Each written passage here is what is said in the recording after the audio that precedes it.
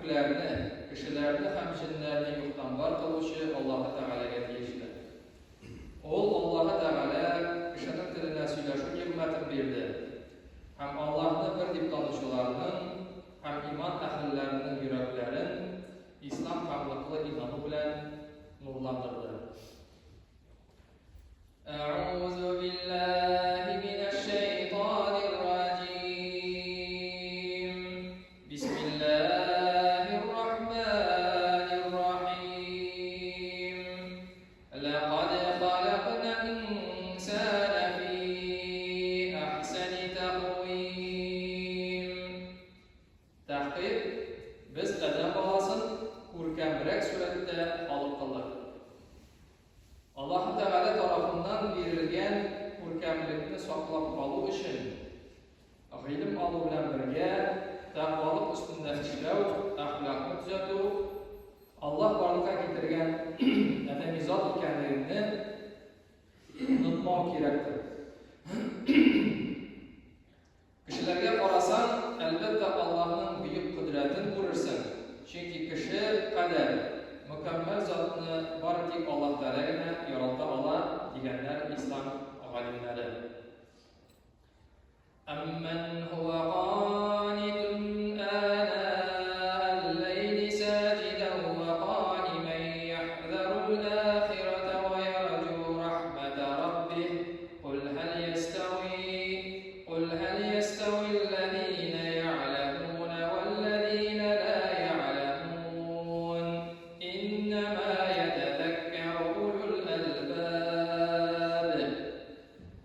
Amma kishlarda uzun vaqt qiyamda turib sajda qilib Allohga g'ana qulluq qilgan mu'min ul oxirat azobidan qo'rqib Rabbisining rahmatini umid etadi.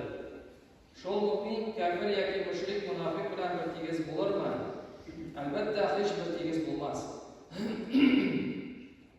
Kishilarga ayt, botilni bilib, botildan yiroq bo'lgan, haqni bilib, haq tarafida sabit niqli bo'lgan haq mu'minlar botilni da, haqni da bilmicha adashib yurgan so'qirlar bilan bir tegiz bo'lurlarmi?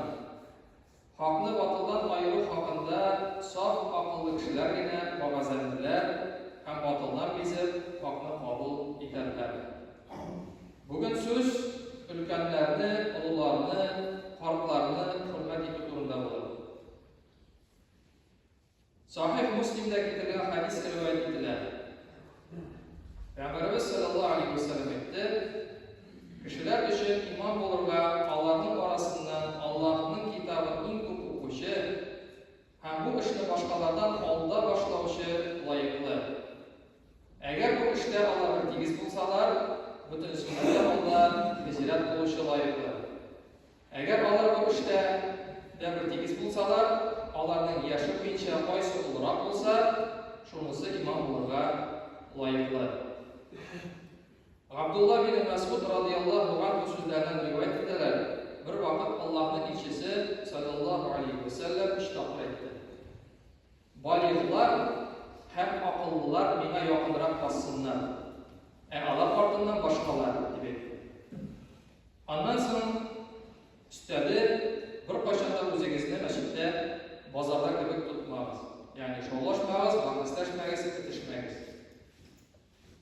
Abu Musa radhiyallohu anhu so'zlarini rivoyat edilar. Allohning elchisi sallallohu alayhi vasallam aytdi: "Durustlikda Alloh taolaning ehtirom etuvning belgisi shol shashli musulmonlar Qur'onni yoddan esinda tutishi, shirklardan chiqmovchi, hamshirlashmovchi kishiga g'adil amirga qarata hurmat etuvda, hurmat ko'rsatuvda ko'rinadi."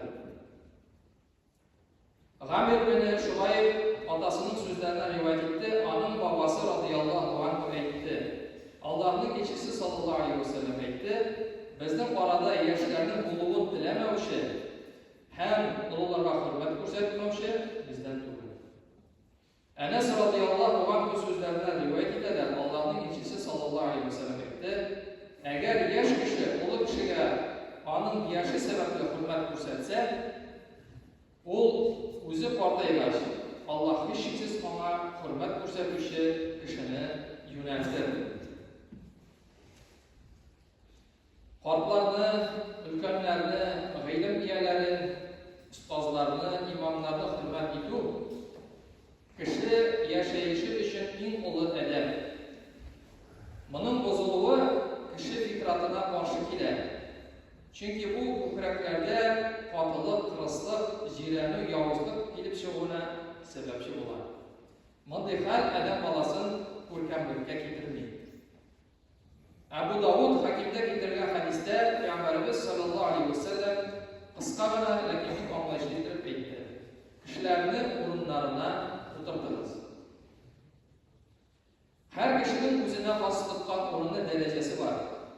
Meşitlerde, Kur'an'da her ailede onlarını hürmet ettiği sebeple ailelerimizge umumen cemiyetli terbiyelev işinde Allah özünün bereketini de verir. Bir mecliste Peygamberimizge sallallahu aleyhi ve sellem'ge bir şenayak şiibet takdim etkenler. Peygamberimiz sallallahu aleyhi ve sellem onun özünden ülkenirek olan Ebu Hubeyde'ye takdim etken. Ebu Hubeyde, ey Allah'ın elçisi, birinci olup sin iş, sin minden layık olarak sin peygamber digeç, Peygamberimiz sallallahu aleyhi ve sellem sin iş, bereket farklarımızda digen. Hem birinci itip şiibetini amaç etken. Rivayet ettiler Ebu Sa'id Samura bin Cündub radıyallahu anh ayette, Allah'ın elçisi yaşaganda ben yaş yigit idim. Anın sözlerini isimde kaldırdım. Süylerge mima baratik unda menden olu kişilerinin bulduğuna kumaşı oladı. Riza Fahreddin aytıp kaldıran sözlerden bar tuğanlarımızga hürmetli bolunuz. Özünüzden olu tuğanlarımızını atağız hem anağız konumda sonağız. Şolay Müslüman halkımızın makalleri, eğitimleri var. Hiçkine şavanda ulularının sözünü tutmagan ulugaygaş, ilgilik urmagan. Ülkenlerge hürmet, özüne de hürmet. Ululasan ulunu, ulularlar özünni. Şuna göre tam bir makalga dayanıp, şunu bir söz eytesi gider. Yaşlığımni kızıp uzduram deyip, farklılığını ondan uzdurma. Adam balası bu dünyada özünün kendinin özgürlüğünü görer. Yaş bargan sayın hal da özgürer. Kişi ne kadar tırışsa da yaşlığına girip kaytmayın. Mümkün değil. Eğer bunda zilga halık bugünden farkların, ülkenlerin, ustazların, ataların, babaların hürmet ettiğini nıgıtsa, gelecekte özü de şol şaşlı olgaç, yaşlar anı hürmet eder. ثم رددناه أسفل سافلين إلا الذين آمنوا وعملوا الصالحات فلهم أجر غير ممنون. Sonra bu itaatsiz kiri kişini ahirette tüvenle kaytardık yani cehennemge. Meğer iman getirip Allah'a hem Resulü'ye itaat etken, günahlardan saklanıp izgi ameller kılgan kişilerdigine tüvenle düşürdüğümüz. Allah'a hiç isilmeyip imimi tırgat menkıge cennet nimetleridir. Allah Teala hamma bizge de hürmetli nasip etsin. Uzara hürmetli bulayık.